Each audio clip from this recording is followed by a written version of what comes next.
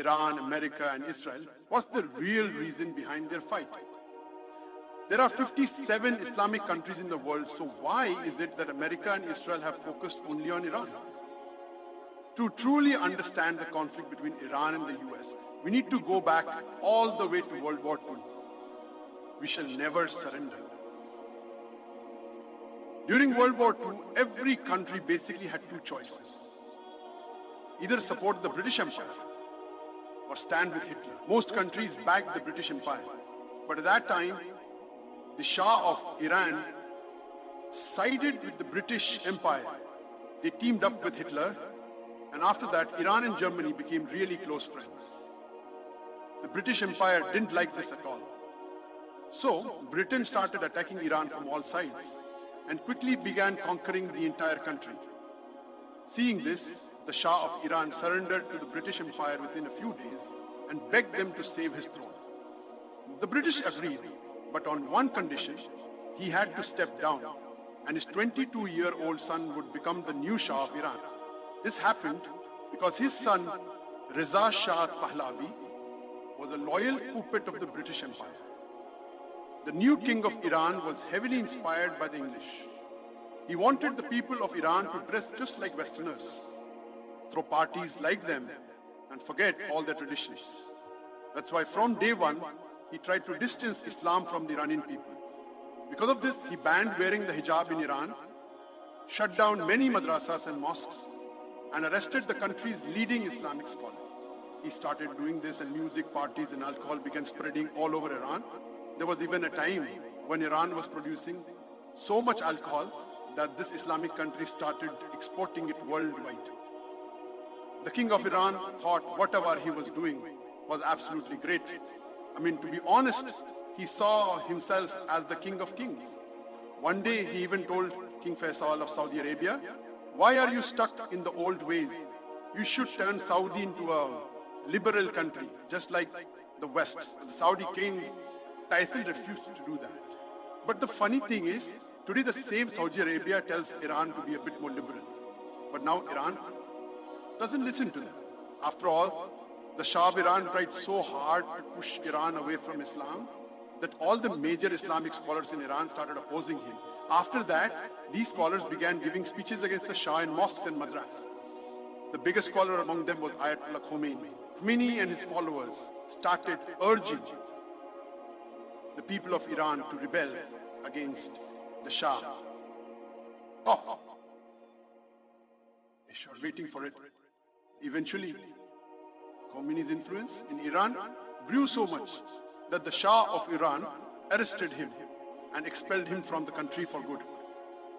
After that, Imam Khomeini left Iran and settled in Iraq, where a young leader was closely watching his every move. Gradually, even Saddam Hussein began to fear Khomeini's rising power. One day, Saddam even told the Shah of Iran that if he wanted, he could eliminate Khomeini by killing him. Something that was quite typical for Saddam, and we've already explained that fully. But Iran, the Shah said no, there was no need to kill him. That old Khomeini can't harm me in any way. Imam Khomeini started recording his speeches on cassettes while sitting in Iran. These tapes were then secretly smuggled all across Iran. People got so inspired by Khomeini's words that little by little they began to see him as their leader more than the Shah of Iran. But removing the Shah wasn't going to be easy, since he had a very powerful army and full support from the super. Back then, America was like a boss, and in the Muslim world, it was America's favorite puppet. But at that time, when the Shah of Iran was at the peak of his power, he made the biggest mistake of his life. The flames of Persia, the world's biggest and most expensive party. Suddenly, one day, the Shah of Iran announced that to revive the great Persian Empire, there would be the biggest party ever held in Iran. This was the party where all the world leaders and top celebrities were invited. The Shah wanted to bring that Persian Empire back to life. He wanted it. A long time ago, during the caliphate of Hazrat Umar bin Khattab, Muslims destroyed the ancient city of Iran. For this party, a new city was built in the middle of Iran's desert. And the Shah of Iran ordered 600 limousines for his VIP guests. They served food on gold plates.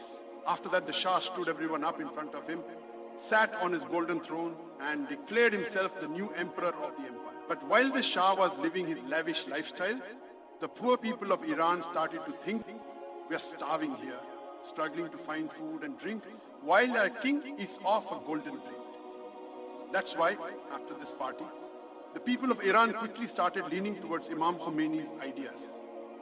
Khomeini even declared in his tapes that Iran's king is the Yazid of our times.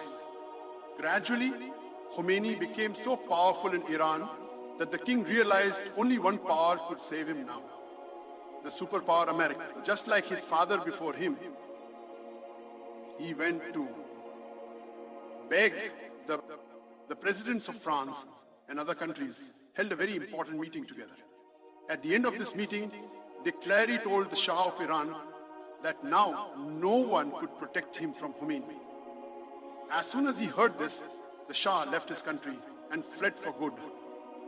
When Khomeini found out that the Shah had run away from Iran out of fear of him, after spending 14 years in exile, Imam Khomeini finally set off towards Iran. Never before in history had so many people gathered for any leader as they did for Imam Khomeini. People gathered to welcome Khomeini. About 7 million people welcomed Imam Khomeini in Iran, which was a world record. As soon as Khomeini arrived in Iran, for the first time, slogans like death to America and death to Israel started echoing across the country. Khomeini's followers arrested everyone in the American embassies. Khomeini even mentioned the American president by name, saying he wouldn't release those 50 people until America handed over the Shah of Iran to them. That's when the hostility between America and Iran began. But the Shah of Iran never returned. He didn't come. And after he died, his son declared himself the new Shah of Iran. Now, in Iran, Khomeini set up his new Islamic government.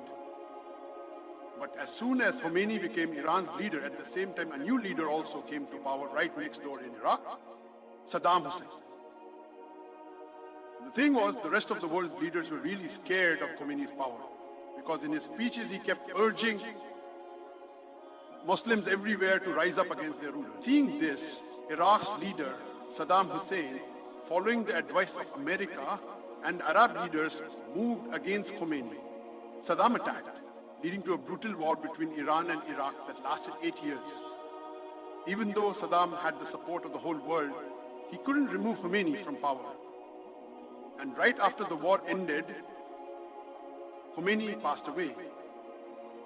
His funeral was the biggest in history, with around 10 million people attending, making it the largest gathering for any leader ever recorded in the Guinness World Records. After that, Iran's ministers came together and, after Khamenei, they chose their new leader, Ayatollah Ali Khamenei, a student of Ayatollah Khamenei, who is still Iran's supreme leader today.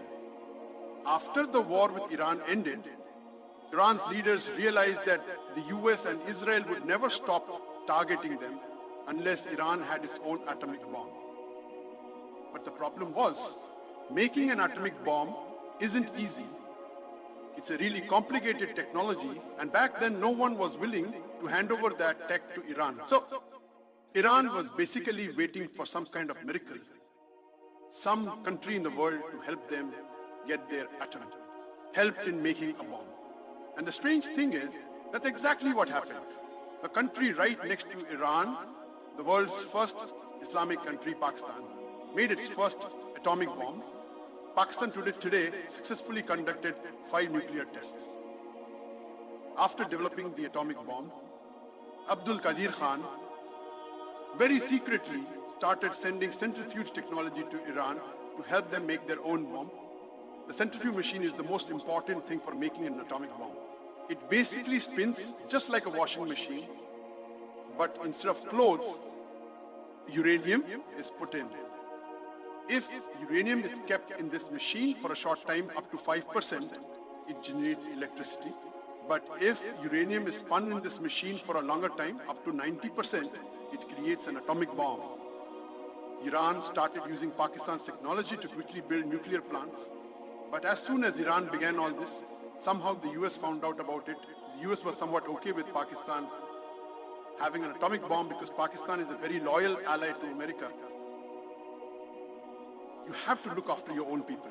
No matter what happens, Pakistan never goes against America because they've been long-time friends. Been my friend, but Iran has always been the opposite. Time and again, it stared down America and threatened them. So as soon as America found out about Iran's project, the American president came out in front of the whole world and said in his speech that there are some countries trying to make chemical and atomic bombs for themselves. One being Saddam Hussein's Iraq and the other Iran under Khamenei. Everyone in the world knows by now that this was a huge lie. Shortly after George Bush's speech, America attacked Saddam Hussein, killed thousands in Iraq and toppled his regime. After breaking Saddam's rule so easily, the US realized it could accuse any country falsely and justify an attack. That's why after Afghanistan and Iraq, Iran became America's next target. And once again, the US kept repeating the lie that Iran had nuclear bombs. After that, the whole world was watching Iran's leader, Ayatollah Khamenei. It was the perfect time to attack Iran.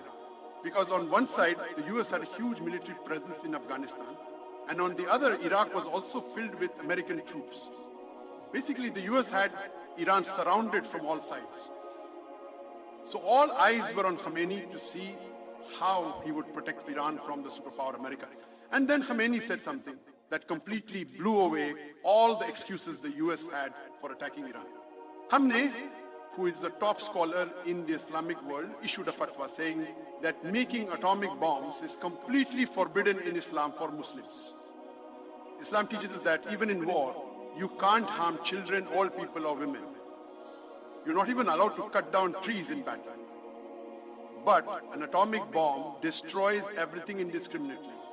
That's why Khamenei declared atomic bombs absolutely forbidden for Muslims. He also announced that Iran has no intention of making an atomic bomb and that Iran's doors are open to everyone.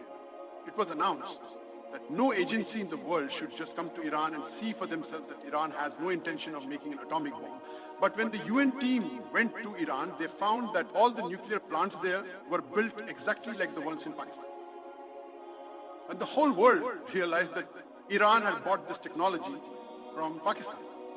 And pressure on Pakistan increased so much that Abdul Qadir Khan himself came on TV, admitted it, and then apologized to everyone. That's the truth. And to please the world, Pakistan Khan was arrested and locked up in his own house. After Khamenei's fatwa, America had no excuse left to attack Iran. But there was one country in the world that kept pushing America to strike Iran.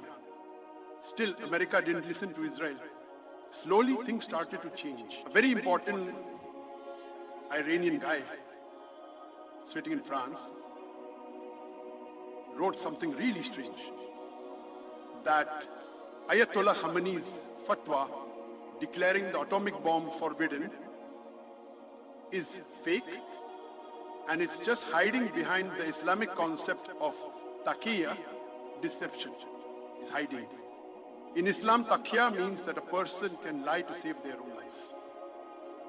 So this guy said that Khamenei issued this fake fatwa to save the people of Iran. And this guy, Mahmoud Murad Khan, is no ordinary person. He's Khamenei's sister's son, his own nephew. Khamenei's sister and her son are among his biggest enemies in Iran.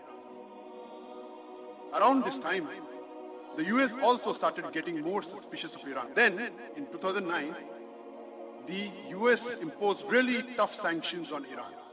Significant regime of sanctions. Look at this graph. The US's, before the sanctions, Iran's economy was booming fast. But as soon as the US imposed the sanctions, Iran's entire economy just came to a halt. After these US sanctions, a country like Iran, which is loaded with oil and gas, started going bankrupt. Without America's permission, Iran can't sell its gas to anyone in the world. Even after striking a deal with its close neighbor Pakistan, Pakistan refuses to buy gas from Iran. Instead of Iran's cheap gas, Pakistan imports LNG all the way from Qatar. It's like someone being too scared of a powerful landlord to even take care of their own home. People usually avoid buying expensive stuff from nearby shops and instead go far away to buy pricey items. There are only 3 major countries in the world that still do business with Iran today: China, Russia, and India. Because of the sanctions imposed by the US, Iran's situation got so bad that the Iranian government became willing to negotiate with America. Eventually, under President Barack Obama, Iran agreed to a nuclear deal where Iran promised not to make nuclear bombs, and in return, the US lifted all sanctions, allowing Iran's economy to get strong again. It was a huge win for both countries, but right from day one, there was one guy in America who was strongly against this deal. Donald Trump was totally against it because in America, there's a massive Jewish network. And without their support, no one can really get anything done. That's why shortly after winning his first election, Donald Trump scrapped the deal with Iran and slapped tough sanctions on Iran again to weaken its economy fast. Things were starting to fall apart. But of course, Iran is Iran. It wasn't going to stay quiet and scared like the rest of the Muslim world. As soon as Trump imposed sanctions on Iran, they kicked their nuclear program back into gear. On the other hand, everyone knows Donald Trump doesn't tolerate anyone messing around with him. When Iran stared down America, Trump suddenly took action. One day, out of nowhere, he launched a missile strike that took out Iran's army chief, Qasem Soleimani. This was a huge deal for Iran and its people. It was humiliating that someone could so easily kill their army chief right in front of the whole world, which slowly but surely started ramping up anger against the US and Iran. And just after Soleimani's death, when new elections were held in Iran, a new president came into power, Ibrahim Raisi. Bismillah. Rahim Raisi was a no-nonsense, tough president who was never going to back down to the US or Israel under any circumstances. As soon as Ibrahim Raisi became president, Iran's nuclear program started ramping up again. And right from the start, everyone realized this.